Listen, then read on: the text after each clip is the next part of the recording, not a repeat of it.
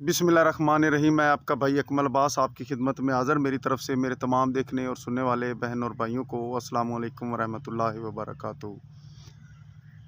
झूठा नाम बनाने, आवाम को गुमराह करने, झूठ बोलने का आखिर यही नतीजा निकलता है जो आज नदीम नानीवाला के साथ हुआ है। नदीम नानीवाला को लाहौर ब्लू वर्ल्ड में नाके के दौरान पुलिस ने चेक किया और साहिब की गाड़ी ही रजिस्टर्ड नहीं थी। और जो ये अवाम को बता रहे थे कि जी 2 करोड़ का नंबर लेके लगाया है जी आई के 804 इमरान खान 804, जो ये कह रहे थे कैदी नंबर 804 के नाम पे जी मैंने 2 करोड़ का नंबर लेके लगवाया है, वो जी आज खैर से नकली निकला है।